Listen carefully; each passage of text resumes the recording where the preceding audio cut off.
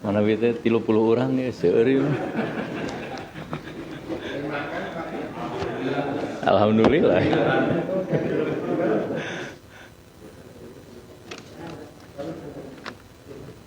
Alhamdulillahilladzi domina sa'adah fid dunya wal akhirah liman amana billahi wal yawmil akhir wa amila amalan salihah.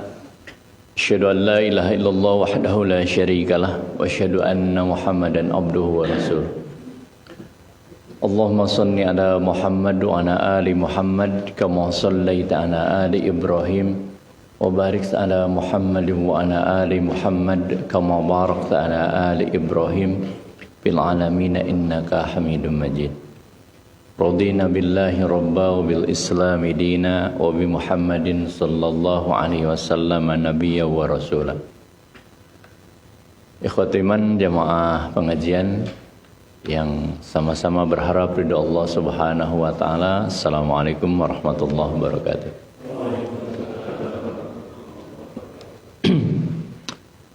Topik yang hendak saya sampaikan di kesempatan malam hari ini ya tentu sesuai dengan judul mengenai urgensi ya, iman kepada hari akhir. Sebelum saya bacakan ayat Al-Quran dan Al-Hadis yang tertera di dalam lembaran ini. Terlebih dahulu saya ingin sampaikan bahwa ada sebuah fakta kehidupan yang fakta ini saya lihat dan saya baca di media. Awalnya tidak disengaja pas lihat, tapi tentu menarik. Menariknya karena kejadian ini persisnya terjadi di negara tetangga kita, yaitu Singapura. Jadi BBC siaran Indonesia menyampaikan sebuah liputan khususnya tentang fakta di tengah masyarakat Singapura bahwa dari tahun ke tahun ternyata jumlah anak remaja usia SMP SMA yang melakukan bunuh diri itu terus meningkat. Jadi baru Dakmora umur 13 sampai 18 tahun baru bunuh diri. Nah, rupanya masalah ini wabil khusus bagi orang tua yang mengalami anaknya bunuh diri tersebut memunculkan kesadaran bahwasanya apa yang terjadi pada diri mereka tidak berharap pula terjadi pada keluarga yang lain. Karena setelah ditelisik teliti itu apa yang menyebabkan anak-anak remaja Singapura bunuh diri, itu ternyata disebabkan karena tekanan hidup yang mereka rasakan, terutama untuk anak-anak laki-laki, dengan tuntutan kamu itu laki-laki harus bertanggung jawab, kalau di sekolah harus berprestasi, begitu. Nah, rupanya tuntutan yang tinggi ini bukan memacu untuk berprestasi tapi justru malah membuat semakin tertekan. Hingga akhirnya kondisi yang demikian membuat mereka depresi hingga akhirnya bunuh diri. Sama halnya kemarin juga saya lihat yang katanya Cina itu sekarang jadi rajanya ekonomi dunia, tapi ternyata menyisakan kepedihan sebenarnya di tengah masyarakatnya. Ternyata yang namanya jam kerja itu udah nggak normal lagi. Kalau kita mah, apalagi yang kerja di kantor atau misalkan di pasar juga kan ada batas waktu. Masuk jam 8 gitu kan, pulang jam 4 misalnya. Normal seperti itu. Kecuali misalkan ada tugas yang harus selesaikan misalkan di akhir bulan bisa sampai malam. Tapi bagi mereka mah kerja itu bukan lagi 8 jam per hari, tapi sudah lebih dari 24 jam. Sehingga rumah-rumah mereka itu apartemen-apartemen dibangun sembari ada apa itu? Ada kawat pengaman itu. Di orang di Rambangan itu rumah-rumah yang gitu. Karena mereka khawatir apartemen itu menjadi tempat yang paling nyaman untuk para geragen karep untuk bunuh diri seperti itu. Nah, rupanya seperti itu kehidupan mereka. Sehingga semisal fakta Singapura itu membuat para orang tua membuat komunitas untuk mengedukasi kahirupan kieu teh salah meureun. Kahirupan siga kieu teh ternyata tidak membuat hidup ini semakin senang dan tenang. Ya, tentunya buat saya secara pribadi ada sesuatu yang layak dimaknai. Karena kehidupan seperti ini ya sejatinya karena ada yang salah gitu. Ada yang salah. Dari sisi kehidupan yang kalau Al-Qur'an menyebut ya tidak ada lagi yang menjadi sumber atau menjadi target kehidupan mereka kecuali dunia itu sendiri. Kalau saya kutipkan Quran surat Al-Jasiyah ayat ke-24 yang Allah berfirman, Wa qalu ma hiya illa hayatuna dunya namutu wa nahya. Ayat yang itu. Dan mereka berkata bahwasannya kehidupan kami ini adalah kehidupan dunia saja. Yang di dunia ini kami hidup dan di dunia ini kami mati. Kemudian mereka punya pikiran wa ma yuhlikuna illa dahru, dan tidak ada yang akan membinasakan kami ini kecuali waktu. Kalau saya contohkan, pernah saya contohkan ya, persis seperti bapak-bapak beli biskuit ya. Itu sudah tertera itu di kaleng itu ya, kaleng luar itu ya, bagian luar itu. Apa itu? Ya ada expire date-nya gitu kan, ada tanggal kadaluarsanya. Ya mereka pun berpikir begitulah kehidupan. Jadi kalau misalkan mati ya sudah saja, karena memang sudah kadaluarsa itu, sudah tidak layak jadi penghuni alam dunia ini lagi. Hanya sampai disitulah kehidupan. Ya. Sehingga seandainya ya ada pikiran tentang kehidupan setelah kematian itu sendiri, ya, Allah menyampaikan bahwa itu hanya sebatas dugaan-dugaan saja, gitu. Nggak ada kejelasan gitu. Saya pernah sampaikan, tidak ada agama di dunia ini yang sedemikian informatif hingga detail ya, menjelaskan tentang kehidupan setelah kematian kecuali di dalam Islam. Saya pastikan itu. Hanya di dalam Islam lah ya, penjelasan mengenai kehidupan setelah kematian itu ya, jelas. Dari mulai kalau misalkan di dalam kitab-kitab tauhid menjelaskan tentang hidup itu bab sebelum bicara tentang hari akhir itu pasti bicara tentang kematian. Maka kematian pun dijelaskan sesuai dengan kutipan-kutipan dari ayat Al-Qur'an atau hadis. Persisnya Allah Subhanahu wa taala misalkan menyambut kehidupan seorang mukmin yang baik ya, di saat-saat akhir kehidupannya, proses sakaratul maut itu seperti apa, kemudian bagaimana yang terjadi kepada orang-orang zalim di kala sakaratul mautnya. Allah menjelaskan itu. Ya barangkali untuk kita pun tinggal memilih saja ingin cara mati seperti apa gitu ya. Ketika Allah misalkan menyuguhkan informasi tentang kehidupan setelah kematian itu seperti itu. Kemudian ketika mati akan kemana?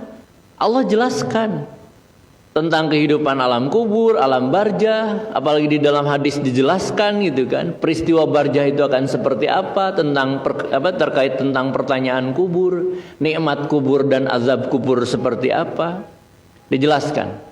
Kemudian orang akan memasuki satu fase baru yang disebut dengan yaumul ba'si, hari kebangkitan. Allah jelaskan juga. Kemudian memasuki alam mahsyar. Peristiwa mahsyar seperti apa? Ada penjelasannya juga di dalam al-hadis wabil khusus. Kemudian setelah mahsyar orang memasuki yaumul mizan, yaumul hisab hingga siratal mustaqim gitu ya, meniti siratal mustaqim hingga ujung kehidupan antara surga dan neraka. Allah jelaskan semuanya, Rasul jelaskan semuanya tentang hal itu. Sehingga seluruh informasi tersebut ya bagi kita hari ini ya, bagi seorang muslim ya dituntut untuk mempercayai itu semua ya tentu. Bahasanya mempercayai itu semua, meyakini itu semua tanpa tentu bertanya apa buktinya. Ya. Karena kalau misalkan sudah berbicara tentang rukun iman, semuanya ya, semuanya dari mulai iman kepada Allah hingga iman kepada hari akhir atau iman kepada qada dan qadar. Kalau misalkan ditanya tentang bukti konkret, bukti empiris, maka sejatinya kita tidak bisa membuktikan itu semua secara faktual gitu, nggak bisa. Nah, oleh karena itu, rupa hal yang disebutkan di dalam rukun iman itu, Allah hanya menuntut atau misalkan menyebutnya pun untuk diimani. Seolah sudah tidak ada lagi porsi untuk akal itu kan. Tidak ada lagi porsi untuk akal misalkan untuk membuktikan tentang itu semua. Ya. Nah, oleh karenanya sekali lagi Allah Subhanahu wa taala, Rasul menuntut kita untuk mengimaninya. Untuk mengimaninya. Nah, maka Jangan sampai ya sesuatu yang Allah Subhanahu wa taala tuntut kita imani sekarang itu, saya sering jelaskan, justru muncul keyakinan dan kepercayaan itu manakala rupa perkara yang sekarang sifatnya gaib kemudian satu kali nanti Allah tampakkan gitu. Jadi kalau misalkan bicara tentang kematian, itu peristiwa gaib gitu. Adakah yang tahu misalkan tentang makhluk kematian itu sendiri? Tidak ada. Nah makanya ya, hal tersebut Allah jelaskan misalkan di dalam Quran surat Luqman yang ayat terakhir itu, innallaha indahu ilmus sa'ah, bahwa di sisi Allah itu pengetahuan tentang kiamat, tentang hari akhir. Rasulullah SAW sendiri saja ketika ditanya itu di dalam hadis riwayat Imam Bukhari ya, pertanyaan tentang tentang Islam, iman, ihsan, kemudian pertanyaan tentang kiamat. Maka jawaban Rasul itu bahwa yang ditanya atau yang bertanya tidak lebih tahu dari yang ditanya. Padahal yang bertanya itu adalah malak Jibril, kemudian yang ditanya pun adalah Rasulullah. Itu. Tidak ada yang tahu. Ya termasuk gitu ya. Wa yunazzilul ghais wa ya'lamu ma fil arham. Tentang turun hujan itu adalah bagian dari ilmu Allah. Baru-baru ini bahkan BMKG ya, menyampaikan kita akan memasuki musim ekstrim ya. Kemudian tidak ada tanda-tanda bicara tentang hujan. Tapi gebret deh gitu ya. Seperti itu. Wa ya'lamu ma fil arham, Allah tahu tentang apa yang di dalam rahim-rahim. Kemudian wa ma tadri nafsum madza taksibu goda. Orang tidak tahu apa yang akan diusahakannya untuk hari esok, termasuk wa ma tadri nafsum bi ayyi ardhin tamut. Dan engkau juga tidak tahu di bumi mana nanti engkau itu akan meninggal. Karena itu memang rahasia Allah dan ilmu Allah, gaib. Tapi satu ketika rupa hal yang gaib tersebut ya, yang bagian dari ilmu Allah tersebut kemudian Allah sembuhkan hari ini, maka nanti akan Allah tampakkan semuanya begitu. Hanya masalahnya ketika semua itu sudah Allah tampakkan, maka kemudian orang baru beriman atau muncul kepercayaan ketika Allah sudah tampakkan perkara yang gaib ketika di dunia ini, maka itulah yang disebut dengan iman tak berguna itu. Iman nutu manfaat gitu. Jadi muncul iman tatkala Allah Subhanahu wa taala sudah tampakkan semuanya. Jadi kalau misalkan mau beriman mah ya sekarang, sebab iman itu adalah miliknya orang hidup itu. Karena kalau ada iman setelah kematian itu tidak bermanfaat. Jadi Allah itu menuntut iman itu manakala kita sekarang sedang hidup. Nah makanya di dalam bahasa tauhid itulah disebut dengan ilmu yakin. Jadi yakin berdasarkan pengetahuan atas apa yang diinformasikan oleh Allah dan Rasulnya. Maka di dunia ini hanya sebatas ilmu yakin. Tapi satu ketika mah ilmu yakin ini akan menjadi ainul yakin. Kita melihatnya. Makhluk kematian yang gaib itu kita akan melihatnya gitu. Bahkan mungkin satu kali bukan lagi melihatnya, tapi sudah sampai pada derajat hakul yakin. Keyakinan itu muncul karena memang kita sudah merasakannya. Bukan lagi terlihat, tapi memang sudah dirasakan. Nah oleh karena itu ya saya kembali lagi, jadi kalau mau beriman ya sekarang gitu. Kalau mau percaya ya sekarang. Jangan misalkan muncul keyakinan selepas Allah Subhanahu wa taala semuanya tampakkan. Hanya kutipan satu ayat saja, misalnya di dalam Quran surat As-Sajdah yang ayat ke-12 itu. Yang Allah ketika menyampaikan walau tara idzil mujrimuna nakisu ru'usihim inda rabbihim. Maka sekiranya engkau melihat ketika orang-orang yang durhaka itu mereka kepala-kepala mereka tertunduk di hadapan Tuhan mereka sembari mereka mengatakan Rabbana absorna wa sami'na. Ya Allah, kami sekarang melihatnya gitu. Jadi ini matos ningali gitu, maot teh geuningan, makhluk maot teh aya gitu. Kumaha kahirupan alam barjah teh kieu. Kemudian saya melihat gitu. Kumaha meureun suka bungahna jalma di surga, ting karociakna jalma di neraka. Dia katakan absorna, kami melihat itu semua. Wasami'na, dan kami pun mendengarnya. Nah, harapan orang ini adalah farji'na na'mal salihan. Kalau bisa ya kami kembalikan lagi itu kemana, ke dunia, dengan harapan bisa beramal soleh. Kemudian dia katakan inna muqinun. Maka untuk sekarang mah sesungguhnya itu, saya itu yakin, kami itu yakin. Nah, ini disebut dengan keyakinan yang telat, keyakinan yang muncul belakangan. Nah, oleh karena itu sekali lagi kalau udah berbicara tentang rukun iman, maka yakini, yakini. Saya suka mencontohkan, Bilal itu tidak dikategorikan sebagai orang yang pintar, ya, secara secara akliyah dibandingkan tentu dengan sahabat-sahabat yang lain. Tetapi imannya seorang Bilal itu sampai pada penghargaan Rasulullah SAW, informasi tentang surga.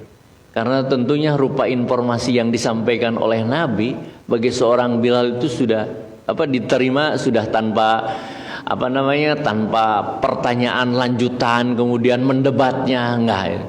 Tapi diterima saja dengan sukarela, sepenuh hati, sami'na wa ata'na, begitu. Itulah iman yang Bilal miliki, begitu. Ya. Selanjutnya, dan ketika seseorang wabil khusus memiliki kepercayaan terhadap hari akhir, maka itu akan memunculkan stabilitas di dalam hidup, begitu. Saya yakin penuh itu. Naon sebabna misalkan budak tadi tepi ka bunuh diri, nya eta teh teu aya keyakinan ngeunaan bab poe akhir. Lantaran fokus ka hirupan dengan seukur dunia na unggul, ya. Jadi ngobrolkeun akhirat teh teu jelas gitu. Ya, teu jelas. Kalau Allah sampaikan di Quran surat Al-Jasiyah tadi itu wa ma lahum bidzalika min ilmin. Mereka itu enggak punya pengetahuan tentang ini semua. Yang dimaksud adalah tentang kehidupan hari akhir.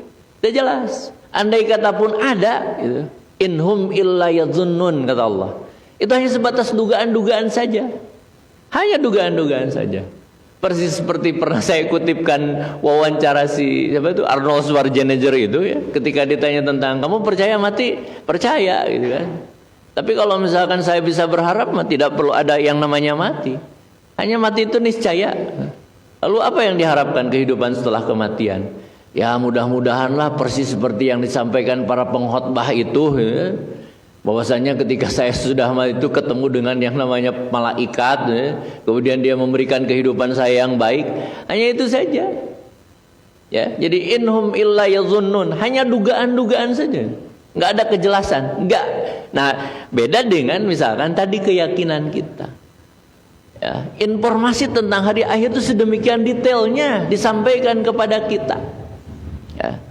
Maka tuntutannya tadi, kita percaya dengan itu semua. Jangan sampai gitu kan muncul kepercayaan dikala semuanya sudah Allah tampakkan. Nah, ketika sudah ditampakkan semua itu menjadi tidak bermanfaat. Ya. Jadi iman kepada hari akhir itu akan memunculkan yang nama stabilitas, ya. Sebab tahu persis, ya, dari mana asal, kemudian kemana dia akan kembali. Kalau dalam terma masyarakat kepercayaan itu apa yang diistilahkan dengan sangkan paraning dumadi, itu kan, pengetahuan dari mana asal kemudian kemana akan kembali. Itu penting, gitu. Meh teka jongjonan teuing bareng itu hirup di dunia, dan itulah yang menciptakan stabilitas itu, ya. Nah, maka di awal saya bacakan salah satu ayat di Quran surat Al-Ahzab, ya. Karena ayat ini tentu menjelaskan tentang Rasulullah yang di dalam firman-Nya Allah mengatakan a'udzubillahi minasyaitonirrajim laqad kana lakum fi rasulillahi uswatun hasanah. Dan sungguh ada bagi kalian itu pada diri Rasulullah SAW adalah suri teladan yang baik. Bagi siapa itu? Liman kana yarjullaha wal yawmal akhir. Bagi orang yang berharap pertemuan dengan Allah, gitu, dalam keadaan baik tentunya. Kemudian bertemu dengan hari akhir dalam keadaan baik. Karena tidak ada orang yang paling baik, gitu, sebaik-baiknya manusia dalam hal pertemuan dengan Allah, termasuk juga pertemuan dengan hari akhir, itu kecuali Rasulullah. Ya, kalau kita membaca riwayat, Rasul itu nanti adalah setenang-tenangnya manusia. Dalam sirahnya, setenang-tenangnya manusia ketika menghadapi kematian. Ya, kalau Bapak baca sirah Nabawiyah bagaimana Rasulullah SAW ketika akan menghadapi kematian, sedemikian tenangnya. Sampaikan dulu wasiat, masih kalau benar misalkan riwayat, ketika panas yang Rasul rasakan kemudian minta dicelupkan tangannya ke air gitu ya. Ya. Kemudian wasiat-wasiatnya. Ya. Karena apa itu? Karena terekam itu oleh para sahabat, termasuk juga wabil khusus oleh istrinya Siti Aisyah terutama gitu ya. Yang apa namanya? Yang nyangkeh itu mastaka Rasulullah SAW di kala kematiannya itu. Jadi sedemikian tenangnya. Termasuk juga ya, ketika menghadapi kehidupan hari akhir, hari kiamat nanti, tidak ada setenang-tenangnya manusia ya setenang Rasulullah SAW. Ibu-ibu kan, kalau misalkan ibu-ibu kalau di pengajian di lembur itu, kalau sebelum pengajian suka membaca nadom itu yang beringka mana ya kan, Nabi Adam, kemudian menemui Nabi Nuh, Nabi Ibrahim, Nabi Musa, semuanya menolak gitu kan, untuk apa? Untuk dimohonkan syafaatnya. Hingga akhirnya datanglah kepada Rasulullah SAW dan beliaulah itu manusia yang paling siap gitu, yang paling siap memberi syafaat gitu, kepada manusia dikala orang-orang sungguh sangat butuh terhadap pertolongan. Jadi Rasulullah SAW itu adalah setenang-tenangnya manusia. Nah makanya di ayat ini disebutkan sungguh ada pada diri Rasulullah SAW itu adalah contoh suri teladan yang baik bagi kalian. Bagi siapa? Bagi orang yang berharap pertemuan dengan Allah dalam keadaan baik, termasuk juga pertemuan dengan hari akhir itu dengan baik. Wa dzakarallaha katsira, dan dia ingat kepada Allah itu dengan banyak sekali ya. Dia selalu ingat terhadap Allah. Kemudian yang selanjutnya di hadis berikutnya sedikit menjelaskan barangkali ya. Lalu apa misalkan ciri kalau misalkan orang sudah memiliki tingkat keyakinan yang mapan ya, terkait kehidupan hari akhir ya. Contoh kehidupan seperti apa ya? Saya kutipkan keterangan ini sebenarnya saya sudah sampaikan juga dulu kalau masih ingat ya. Saya bacakan kembali. An Abi Hurairah radhiyallahu anhu qol. Dari Abi Hurairah semoga Allah meridai kepadanya. Ata rajulun Rasulullah sallallahu alaihi wasallam. Satu ketika pernah ada seorang laki-laki datang ya menemui Rasulullah wa huwa fil masjid, dan ketika itu Rasul sedang ada di masjid. Panadahu, kemudian orang ini mendekati kepadanya. Kemudian berkata, faqala ya Rasulullah inni zanaitu. Wahai Rasulullah itu bahwa saya ini habis zina gitu. Habis zina. Saya tegaskan saja ya. Hadis ini kalau di Imam Ahmad itu ya agak panjang ya. Kisah seorang sahabat yang bernama Ma'iz bin Malik itu ya. Ma'iz bin Malik yang datang kepada Rasulullah kemudian bersaksi bahwasanya dia sudah melakukan zina. Kemudian fa'aradu anhu. Apa ekspresi Rasul ketika mendengar ada orang yang bersaksi atas dirinya bahwa dirinya telah berzina? Rasul fa'aradu anhu, Rasul berpaling itu. Tabalias Rasul. Dalam arti Rasul nggak mau mendengarnya. Di riwayat itu yang agak panjang mah, Ma'iz itu mengatakan ya, Rasul celaka saya ini, celaka, ya, ya. Terus menyebutkan celaka, kemudian Rasul bertanya, apa yang membuat kamu celaka? Saya sudah berzina. Apalias Rasul kan, soalnya nggak mau itu mendengar mendengar ucapan itu. Ya kalau misalkan betul melakukan juga nggak salah tobat gitulah. Orang pakai jeng laporan begitu ya. Tobat saja sebenar-benarnya taubat gitu. Karena tentu ini sehingga ada yang tentu berpendapat Rasul itu untuk kasus ini enggan itu untuk memberi sanksi gitu, ya, memberi sanksi. hatta raddada alaihi arba'a marratin, sehingga dia mengulang-ulang itu sampai 4 kali. Kalau di riwayat lain menyebutkan patanaha anhu, Rasul nabalius misalkan dia memalingkan muka ke sebelah kanan, muka Rasul pun diudag gitu ya, ke kanan, dia pun ke kanan, Rasul ke kiri, beliau pun ke kiri, ya. Dia pun ke kiri, ya. Terus saja itu, ya. Jadi selalu mengejar muka Rasulullah SAW, dan tidak ada yang diucapkan itu kecuali mengulang-ulang kata-kata saya telah berzina, saya telah berzina. Nah kemudian falamma syahida ala nafsi arba'a syahadatin, setelah dia bersaksi atas dirinya sebanyak 4 kali persaksian, laras Rasul abi tetas zina sampai 4 kali, demi Allah abi teh zina. Nah mulai Rasulullah SAW pada'ahun Nabi sallallahu alaihi wasallam faqol abika jununun. Nah baru Rasulullah SAW memanggilnya, ya. Pertanyaan Rasul itu abika jununun, kamu mabok tuh gitu, kamu gelok tuh gitu, ya. Maka jawaban ini, pertanyaan ini dijawablah tidak Rasul. Kalau di riwayat yang lain mah gitu kan, Rasul bertanya itu nggak langsung begitu. Merenan kamu mah nyium mungkul gitu, merenan nangkep pungkul gitu. Itulah pertanyaan Rasul. Seolah ingin menghindar lah intinya, ya. Meren nyium mungkul, nangkep pungkul. Enggak Rasul, semuanya ditolak. Ya, hingga pertanyaan Rasul ketika itu, apakah seperti ember, ya? Ember timba, ya? Yang masuk ke dalam sumur begitu? Ini Rasul ingin memisilkan tentang hubungan sebadan, ya? Apakah seperti itu?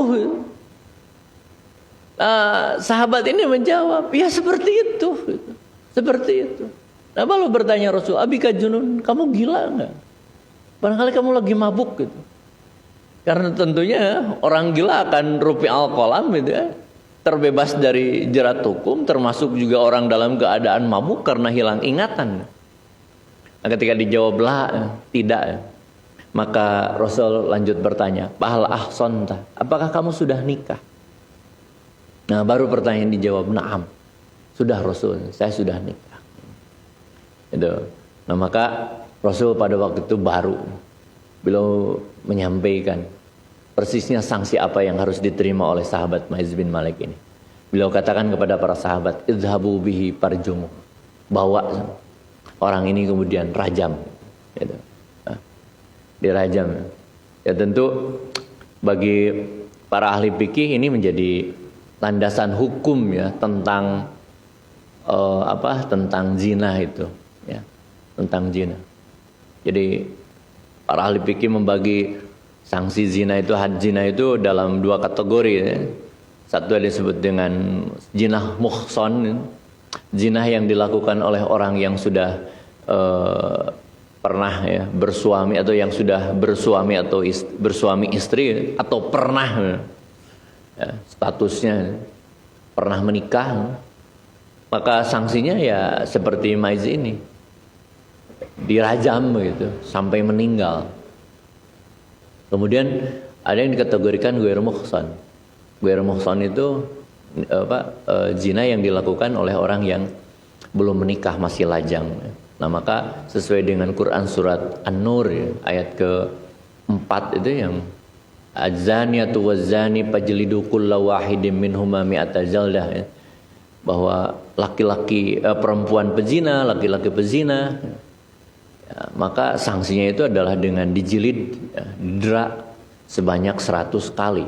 Kemudian hadis menyebutkan tambahannya adalah watagrib sanata amin, dia harus diasingkan selama 1 tahun, ulaya dilemur gitu, ya. Incahkeun ka mana we gitu ya.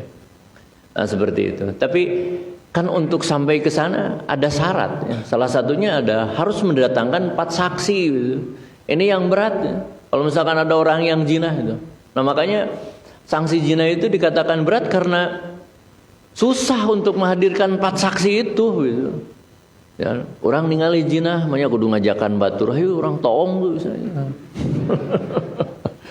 Ya, sampai jumlah 4 orang gitu.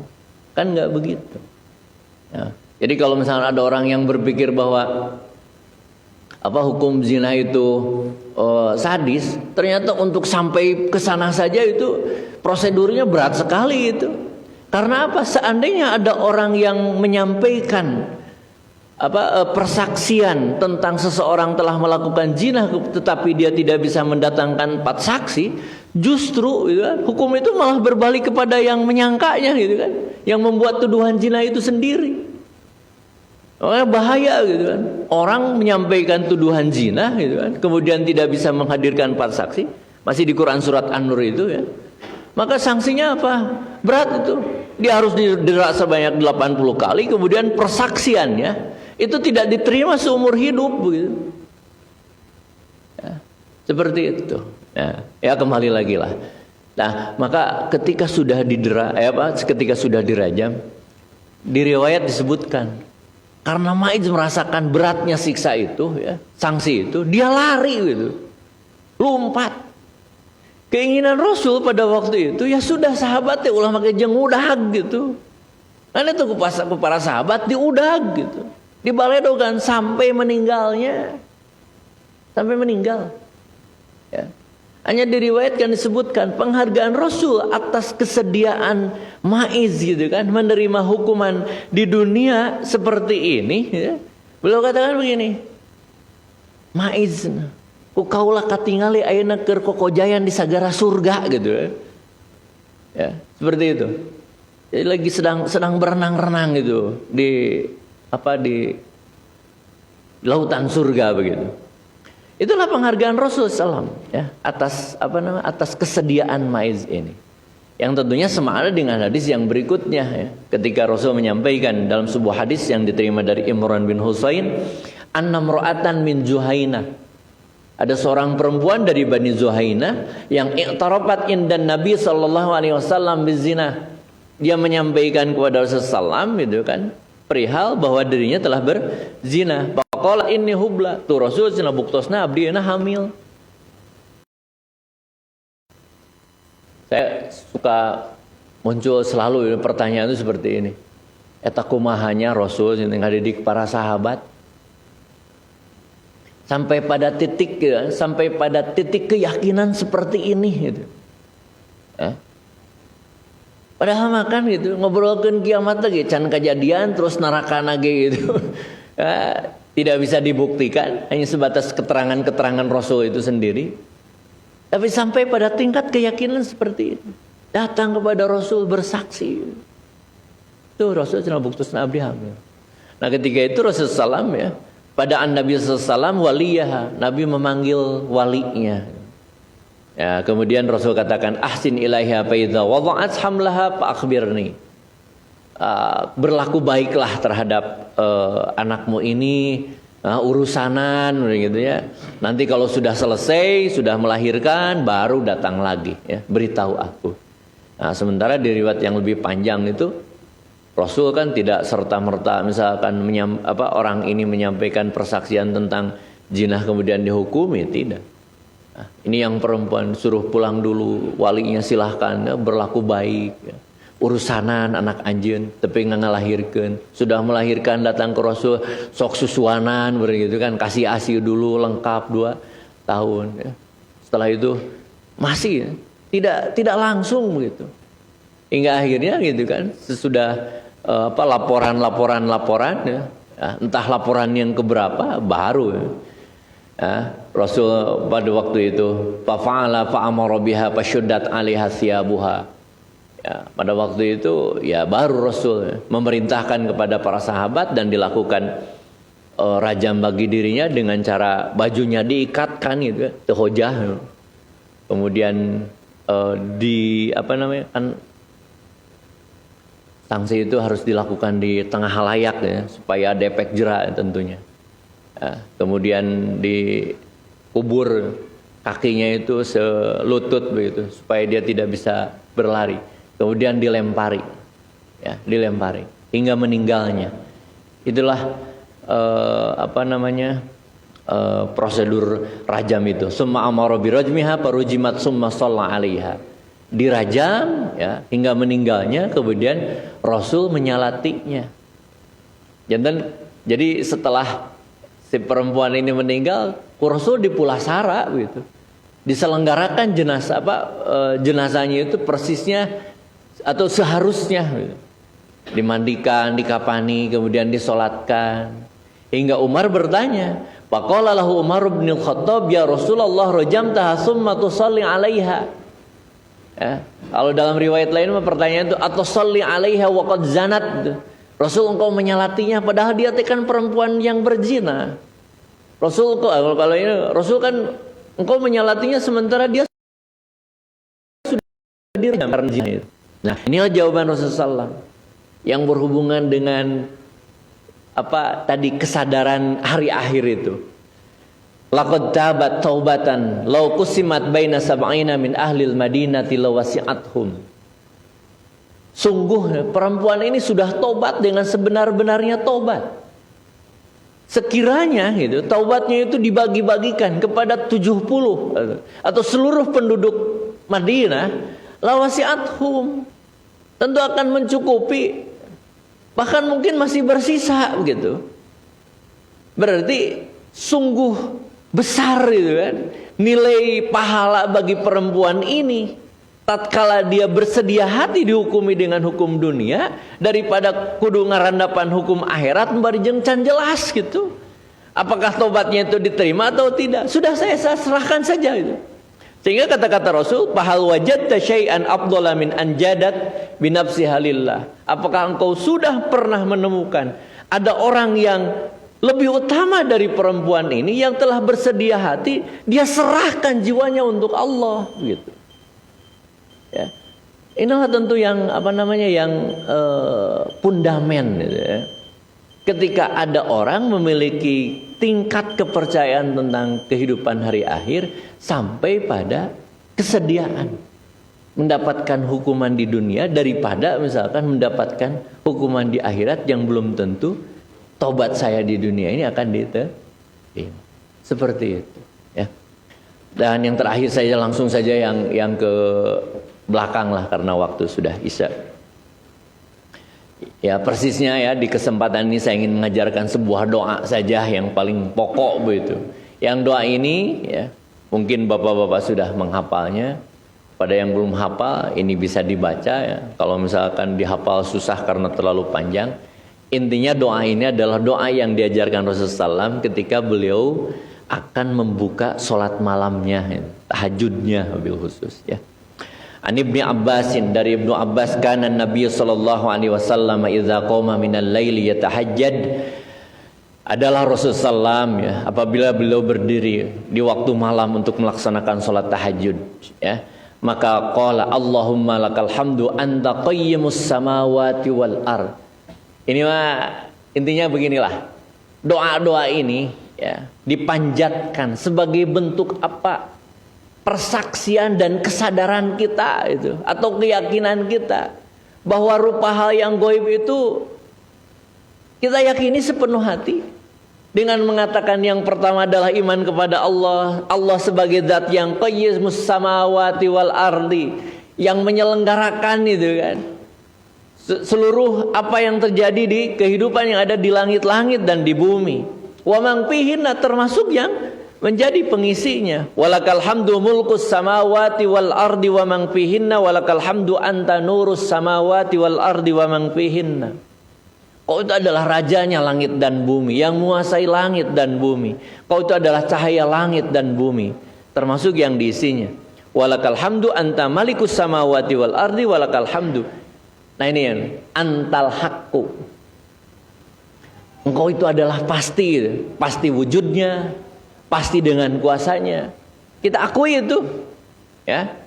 Antal haqqu wa wa'dukal haqqu. Janjimu itu adalah hak pasti. Ya, wa liqa'uka haqqun, dan pertemuan denganmu itu adalah pasti.